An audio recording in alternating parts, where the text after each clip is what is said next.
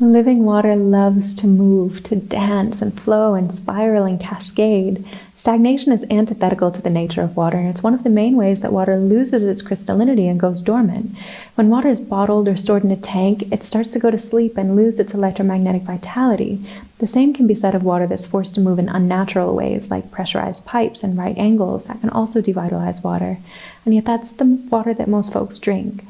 So the best way to restore water's life force energy is to mimic its movement patterns through nature. Because when water molecules flow together, they bond together in living crystalline geometries that align the molecular dipoles into more symmetrical coherence that can channel vibration, frequency, and vitality.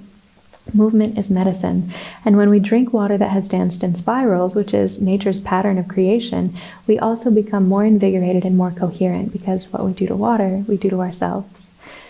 When water moves in nature, it's often vortexing or cascading in cyclones and water down the drain, in the way a plant grows in spiral Fibonacci patterns in natural rivers, which have horizontal spiral flow in the stream that keeps the water healthy. As the water dashes over rocks, it curls and spirals inward. In spring water vortexing to the surface from an aquifer, even raindrops don't fall in a straight line. They make imperceptible little spirals on their way down to the earth.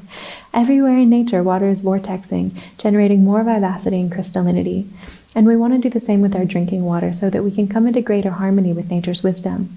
We can do this either by spiraling water or pouring it through a cascade, which also creates vortexing spirals in its flow as it spins in certain geometric flow patterns to create velocity.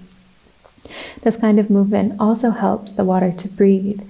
Just like us, water needs to breathe. As it moves, it exchanges gases like oxygen and nitrogen and carbon dioxide. Vortexed water is significantly higher in dissolved oxygen, which is super nourishing for our blood. So let's keep in mind that even though filtration is important, water really needs revitalization because of how damaged and denatured and dormant most water is. Filtration doesn't bring water back to life. Purified water is still comatose. For your drinking water to impart vitality to your human body of water, it has to be more than just clean. It needs to be alive, and vortexing brings enlivening structure and coherence.